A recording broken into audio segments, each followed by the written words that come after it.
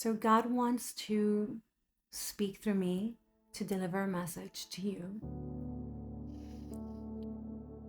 There's been like a strange, let's say the last couple weeks specifically. I mean, the last few years have been strange and difficult, but specifically, you've been very isolated. Maybe you've been sick, or not feeling well. But whether it's that or some of you are really struggling with depression and anxiety and things like that. And so there's a lot of introverted isolation type of energy. And of course, I mean, you learned early on that you couldn't really come to anyone with your feelings because you were too busy to care for theirs. Even your mom and your dad, from a very young age, you had to care for theirs. So you never really had a safe place or space where you could go and be with someone that understands your feelings. And so when you're really, really sad, or you are overwhelmed, or you don't feel safe somehow, you just go within yourself and you try to shut yourself away from the world, and you basically go into a hidden fight or flight response of freeze and run, to run away and then to freeze. And so you've been freezing these past couple weeks, and it feels when you're in this freezing process that life is terrible and there's no reason to move forward, and why believe in yourself and why try, and all of those kinds of thoughts. And really, that's your safety. That's your inner critic, give her a name, that is basically trying to keep you safe from pushing yourself, getting out there, making a different decision, and getting you out of the comfort zone. So it responds with fear and with freezing. But this message has found you because this is a different time in your life than ever before, because you've learned so much and you've grown so much, and you're not that little girl or the little boy that you were before. And you know that it's okay to make mistakes. But the purpose of life is not some grand nonprofit or some, monastery devoted life. Your purpose to life is just to be all you can in this moment. Like every moment of now, just to be as fully present in that moment, and to remember why you're blessed, why you're grateful. If you can't be happy or joyful, then always try to gravitate toward gratitude, because you can't be grateful and depressed or hopeless or afraid at the same time. So God is calling you out of this freezer so that you can start to thaw with gratitude. He's giving you this key, this tool. And it sounds so cliche, and maybe you've heard so many people talk about it, but I'm going to give you an exercise that can probably change your life. And it's so simple. But when you wake up in the morning, and as you make your bed, so that you do two things at once, it's most likely for you to stick to it. As you make your bed, you just say everything you're grateful for.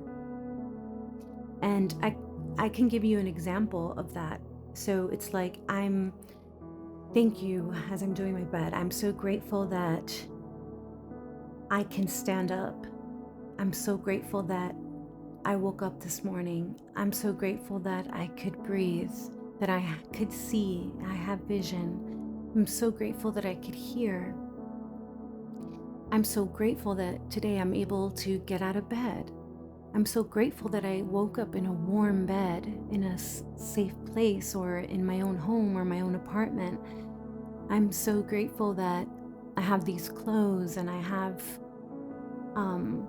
all the things that I have. I'm so grateful that I'm waking up to a new day that is a blessed day unless I decide it's not. And you can go on and on then about anyone you have you're grateful for, or if you're grateful for your job or your boss or your coworkers, or for your business or for your income, or for your husband or wife, boyfriend or girlfriend, whoever. And then you can go even deeper and say, once I say I'm grateful for my husband, for example, I start to say all the things about him I'm grateful for. I'm grateful that he's playful. I'm grateful that he's deep. I'm grateful that he's loving. I'm grateful that he's honestly a good man. And then I could even go on about things I'm grateful for.